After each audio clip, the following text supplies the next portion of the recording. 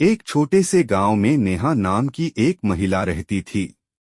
कुछ वर्ष पहले एक दुर्घटना में उसके पति का निधन हो गया था। उस समय उसकी उम्र बहुत कम थी। पति के जाने के बाद उसकी दुनिया जैसे उजड़ गई थी।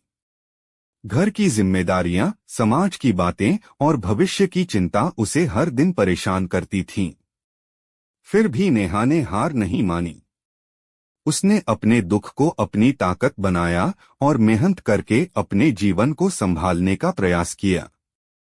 नेहा गांव के बच्चों को ट्यूशन पढ़ाती थी।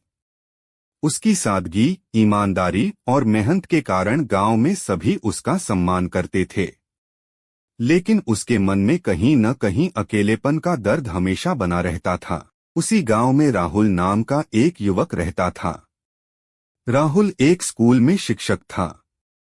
वह पढ़ा लिखा, समझदार और दूसरों की मदद करने वाला इंसान था।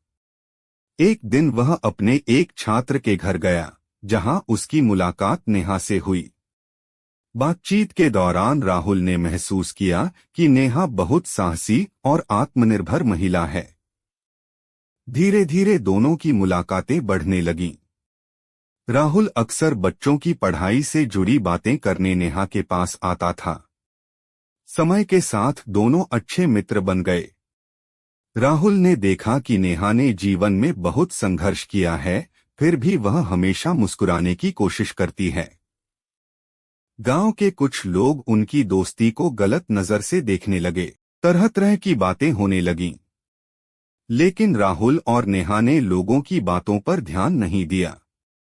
वे जानते थे कि उनका रिश्ता सम्मान, विश्वास और मित्रता पर आधारित है।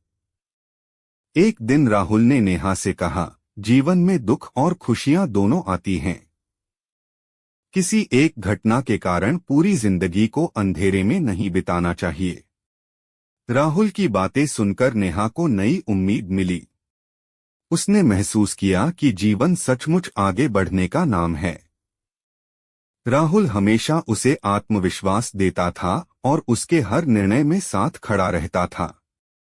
कुछ समय बाद राहुल ने अपने परिवार से नेहा के बारे में बात की। शुरुआत में परिवार के कुछ लोग तैयार नहीं थे, लेकिन राहुल ने उन्हें समझाया कि किसी व्यक्ति का सम्मान उसके अतीत से नहीं बल्कि उसके गुणों से होना चाहिए। धीरे धीरे सभी मान गए। अंततः नेहा और राहुल ने एक नया जीवन शुरू करने का निर्णय लिया। पूरे गांव के सामने उनका विवाह सादगी से संपन्न हुआ। यह विवाह केवल दो लोगों का मिलन नहीं था, बल्कि समाज को एक संदेश भी था कि हर व्यक्ति को खुश रहने और नया जीवन शुरू करने का अधिकार है। विवाह के बाद नेहा और राहुल ने मिलकर बच्चों की शिक्षा के लिए एक छोटा शिक्षण केंद्र खोला। उनकी मेहनत और सेवा भावना से गांव के कई बच्चों का भविष्य उज्ज्वल होने लगा।